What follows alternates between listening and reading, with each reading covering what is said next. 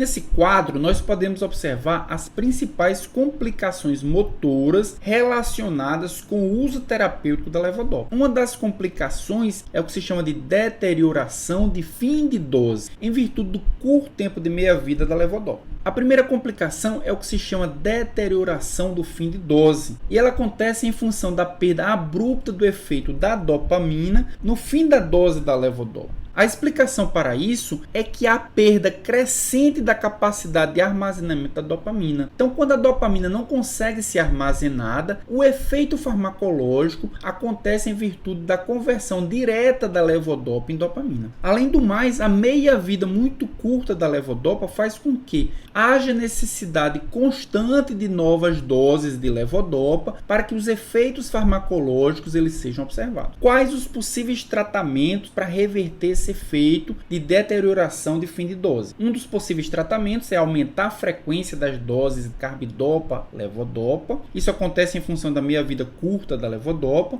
Também pode se associar carbidopa mais levodopa, um inibidor da CONT, ou um inibidor da MAO-B, ou até um antagonista de dopamina. Uma segunda complicação é o que se chama de resposta delay on ou no on, ou seja, um atraso do efeito farmacológico da dopamina.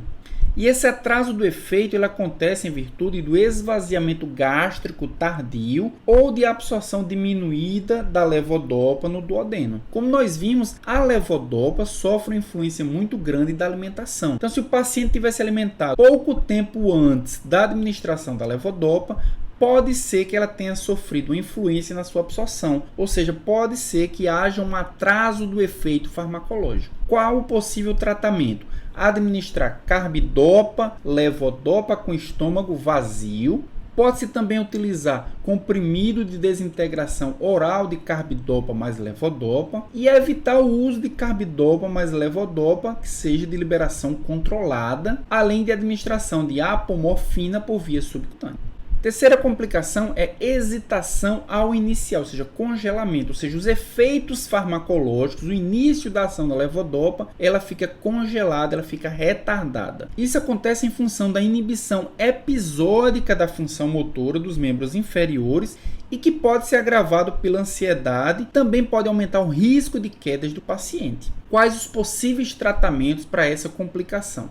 Aumentar a dose de carbidopa mais levodopa. Pode-se também acrescentar um agonista de dopamina ou um inibidor da MAO, além de utilizar fisioterapia juntamente com dispositivos auxiliares de deambulação ou indícios sensoriais. Então vejamos que quando há deterioração de fim de dose, deve-se aumentar a frequência da dose. Mas quando há um congelamento do início do efeito, deve-se aumentar a dose de carbidopa mais levodopa. E a quarta complicação motora em função do uso de levodopa é a discinesia de pico de dose, ou seja, quando a dopa está em elevadas concentrações plasmáticas, pode haver um aumento da discinesia. Isso está associado aos níveis máximos de dopamina que atinge o estriado. Os possíveis tratamentos para discinesia de pico de dose é fornecer doses menores de carbidopa, levodopa e acrescentar amantadina. Aqui nesse slide podemos ver o percentual de pacientes que desenvolveram complicações motoras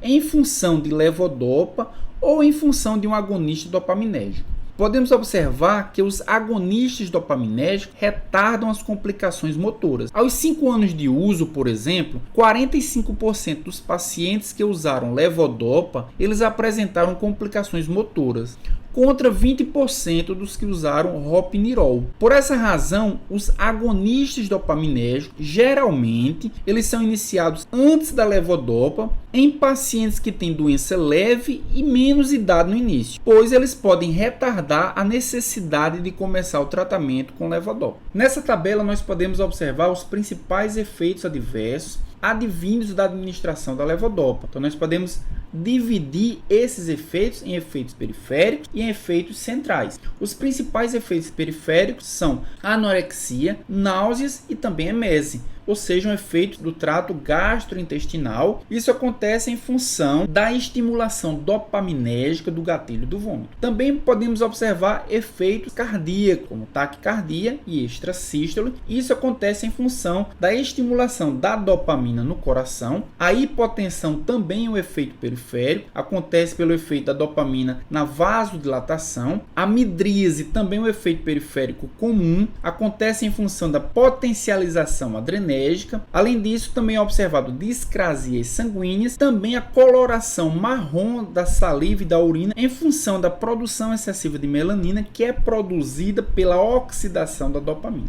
E os principais efeitos centrais são alucinações visuais e auditivas, além das discinesias, os movimentos involuntários anormais. Isso acontece pela hiperatividade da dopamina nos gânglios basais, principalmente no estriado, além de alteração do humor e depressão, psicose e também ansiedade. Aqui nesse slide, nós podemos observar as principais interações medicamentosas da levodopa. Uma das interações é com a vitamina B6, ou seja, com a piridoxina. A piridoxina vai promover a hidrólise da levodopa, diminuindo assim a sua efetividade terapêutica. A levodopa também interage com a feneosina, que é um inibidor não seletivo da MAO, promovendo um aumento da produção de catecolaminas, tendo como consequência uma crise hipertensiva. Também a levodopa interage com fármacos antipsicóticos, só que dependendo da comorbidade que o paciente tiver, esses efeitos eles podem ser diferentes. Por exemplo, para pacientes que fazem uso de fármacos antipsicóticos e que têm esquizofrenia, como nós sabemos, a esquizofrenia ela é resultado do aumento excessivo de dopamina, e a doença de Parkinson é resultado da produção reduzida de dopamina. Então, quando se utiliza fármacos antipsicóticos, o que se quer é reduzir dopamina. Então, um paciente que faz uso de fármacos antipsicóticos e que tem esquizofrenia e também usa levodopa, pode-se agravar os sintomas psicóticos em função da levodopa aumentar a dopamina central. Já se o paciente tem a doença de Parkinson e também faz uso, além da levodopa, de fármacos antipsicóticos, o que se pode esperar é que haja agravamento dos sintomas parkinsonianos em função dos fármacos antipsicóticos bloquearem os receptores da dopamina, que já têm seus níveis relativamente baixos no sistema nervoso central. Então chegou a hora de discutirmos os facilitadores da liberação de dopamina. O principal representante é a amantadina. Então a amantadina, o nome comercial é o Mantidam, ele provoca a liberação de dopamina dos neurônios, ou seja, ele acelera a liberação de dopamina na fenda sináptica. Também retarda a recaptação de dopamina pelos neurônios. Isso faz com que aumente o tempo de ação da dopamina. E também tem efeitos diretos sobre receptores D2. Os principais efeitos adversos são aqueles semelhantes à levodopa, já que eles também vão aumentar os níveis de dopamina. Então, os principais efeitos adversos é sedação, é boca seca, alucinação, tontura e confusão mental. E os benefícios eles são modestos com relação ao tremor, à rigidez e também à bradicinesia. Os inibidores da degradação de dopamina, os principais representantes é a selegilina, a rasagilina, a entacapona e a tolcapona. Nesse slide, nós podemos observar como acontece a biotransformação da levodopa. Então, perifericamente, a levodopa ela pode ser degradada em dopamina pela dopa-descarboxilase ou pela CONT, se transformando em 3-ortometildopa. A carbidopa, que vem associada à levodopa, ela inibe a degradação de levodopa em dopamina, impedindo assim os seus efeitos adversos periféricos, bem como previne a diminuição de dopa que vai chegar ao sistema nervoso central. Já a entacapona e a tolcapona são inibidores da CONT e impede a transformação de dopa em 3-ortometildopa, impedindo assim a redução da dopa que vai chegar ao sistema nervoso central. Então a dopa, ao chegar ao sistema nervoso central, atravessar a barreira hematoencefálica, ela vai ser convertida em dopamina, e é isso que faz com que ela tenha ação farmacológica pela dopa-descarboxilase, mas a dopamina convertida, como nós vimos, ela pode ser degradada, ela vai ser degradada. E ela vai ser degradada pré-sinapticamente pela monoaminoxidase B, se transformando em dopa novamente, e pós-sinapticamente pela CONT, se transformando em 3-metoxitiramina. A tolcapona vai inibir a CONT, assim como inibiu a CONT periférica, inibe a CONT central, diminuindo a conversão de dopamina em 3-metoxitiramina. E a selegilina em dose baixa ou a rasagilina também vão inibir a MAO, impedindo ou diminuindo a transformação de dopamina em DOPA. Então vamos falar inicialmente sobre os inibidores da MAO-B, que são os inibidores irreversíveis, é a selegilina e a rasagilina. E eles são inibidores irreversíveis da MAO-B e isso é uma vantagem. Os inibidores irreversíveis da MAO-B apresentam uma pequena probabilidade de produzir a reação do queijo, caracterizada por hipertensão e cefaleia. Além do mais, a MAO-B ela predomina na região dopaminérgica do sistema nervoso central e os inibidores da MAO-B vão, portanto, inibir a degradação da dopamina. Quando o paciente faz uso de selegilina, ela vai ser metabolizada, gerando anfetamina e metanfetamina, ou seja, um dos problemas que o paciente que faz uso de selegilina pode ter é ansiedade e insônia. Mas a rosagilina ela não gera anfetamina, consequentemente ela tem uma probabilidade menor de gerar ansiedade e insônia. Normalmente, os inibidores irreversíveis da MAO-B, eles estão associados à levodopa, e isso tem um objetivo, prolongar os seus efeitos em até 1 hora. Uma vez que a levodopa tem uma meia-vida curta, o uso associado com inibidores irreversíveis da MAO-B poderá prolongar esse tempo de meia-vida.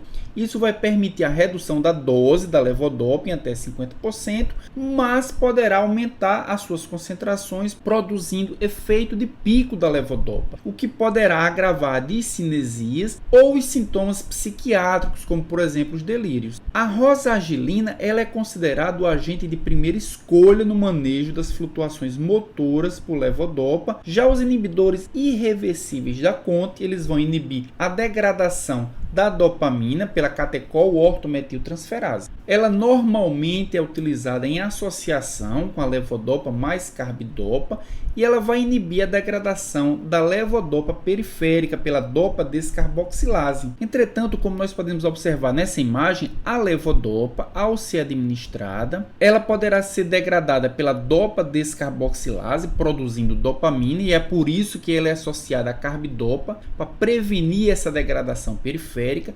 Entretanto, se ela não for degradada pela carbidopa, há um desvio pela CONT para a produção de 3-ortometildopa. Esse metabólito da levodopa, ele vai inibir o transporte de levodopa para o sistema nervoso central.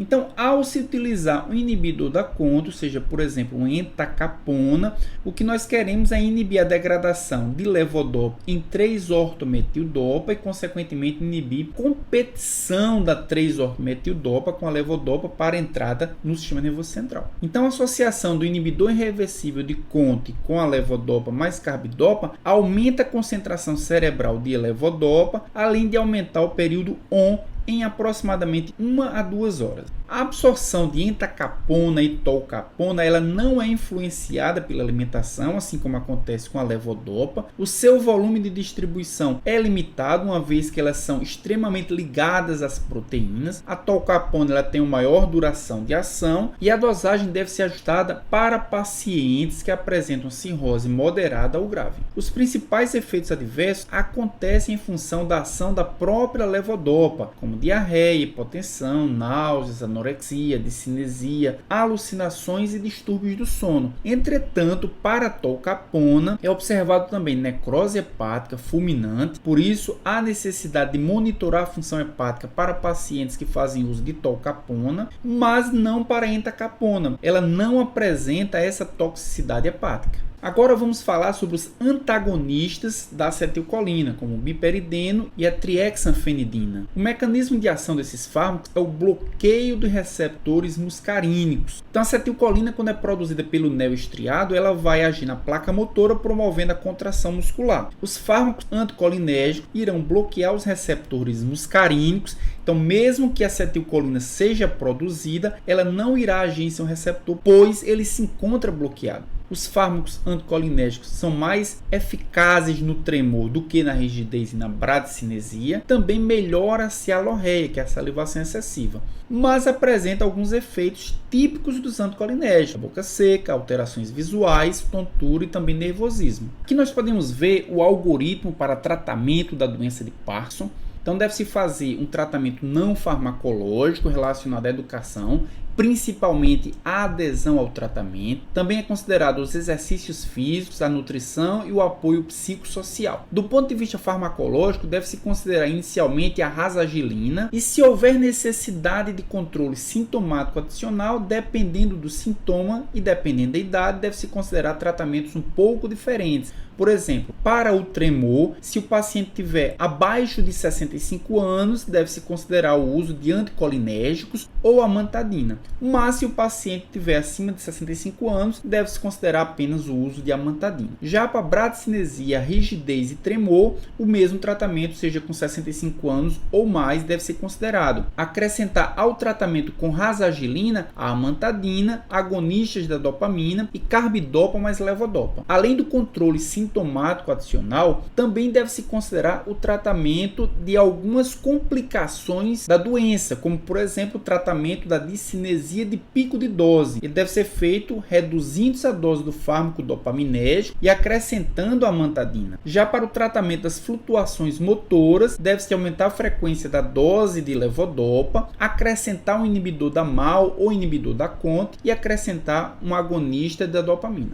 Apesar da farmacoterapia já ter sido otimizada, deve-se considerar a cirurgia. Então essas foram as referências utilizadas nessa videoaula. Foi utilizada princípios de farmacologia do Golan, o Robbins, as bases patológicas da doença, farmacologia clínica e terapêutica do Fuchs, também o manual de farmacologia e terapêutica do Goodman e manual de farmacoterapia. E nessa semana teremos os seguintes bônus track. Para todos aqueles que aderirem a algum programa de apoio, seja no apoia.se/farmaco-Sérgio-Araújo, seja no patreon.com/farmaco-Sérgio-Araújo, poderão baixar todas as apresentações e todos os vídeos de todos os cursos. Os apoiadores ainda terão como acompanhar o final dessa aula, onde eu comento o caso clínico e todas as perguntas que fizemos no início dessa videoaula. Minhas redes sociais, no Instagram eu sou @prof.sergioaraújo, no LinkedIn eu sou @prof-sergio-araújo e no Twitter eu sou @prof-sergioaraú2. Para todos aqueles que querem acompanhar as novidades do mundo da farmacologia ou ampliar a discussão de algum tema que não ficou muito claro, podem me seguir que lá faremos uma discussão mais ampla. Um abraço e até a próxima videoaula.